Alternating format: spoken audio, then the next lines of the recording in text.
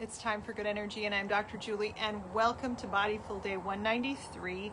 We are talking about clothes and the senses, and particularly we are talking today about the vestibular system. And there's not much to say about the vestibular system, so today is going to be a little shorter, but stick with me.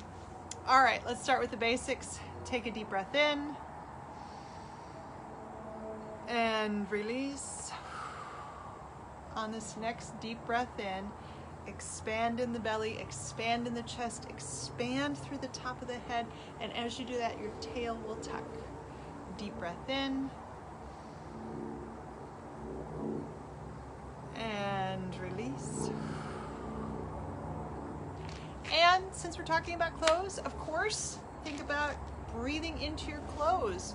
Where are they comfortable? Where are they uncomfortable? What are you sensing? What are you not? Take a deep breath in and release. So today we're talking about clothes and the vestibular sense. The vestibular sense is, of course, your sense of where you are in space. And this is where you're moving, and this is also in relationship to gravity. And this idea about relationship to forces is important in the vestibular system. Now, the vestibular system has two sources of sensory information. One of them is your semicircular canals in your head, which we really can't find any way to link clothing to. And the other is your joints and muscles, particularly your neck, your jaw, your pelvis, and your ankles.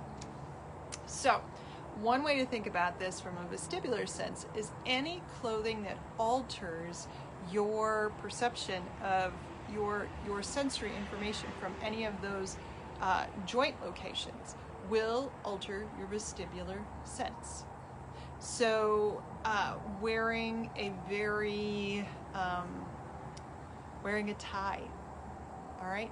It sounds really weird, but wearing a tie and tightening that up actually does inhibit your vestibular sense. So as strange as it sounds, it could actually cause you to be a little more wobbly than you normally would be.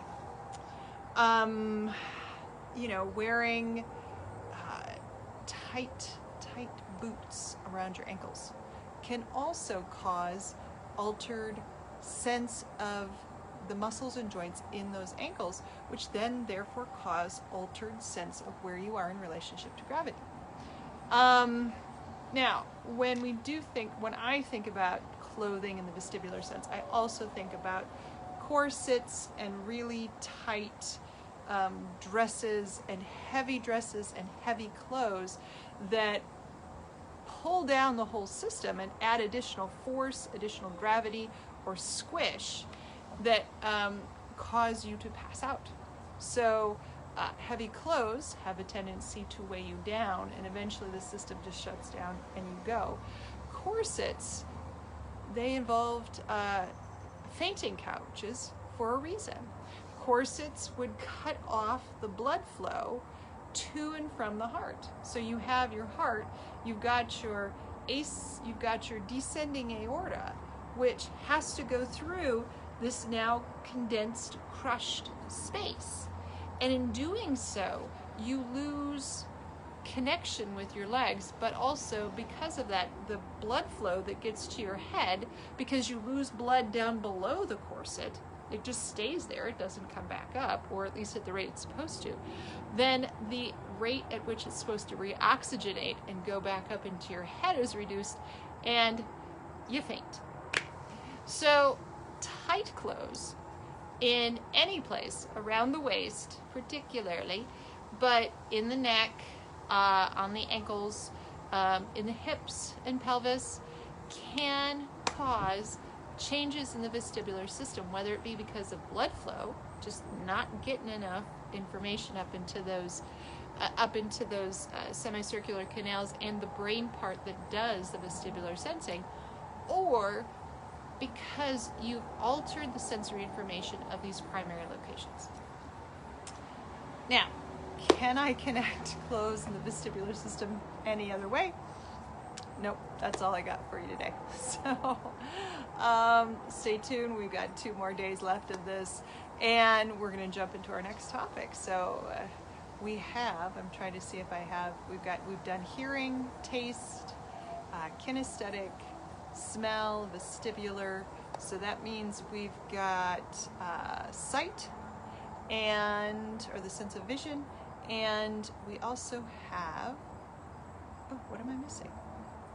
Touch, which of course I put at the end because touch is easiest because that has to do with clothes. All right, I will see you this weekend where we'll cover sight and touch. Let's finish it off. Take a deep breath in and release. And I'll see you back here tomorrow. Take care.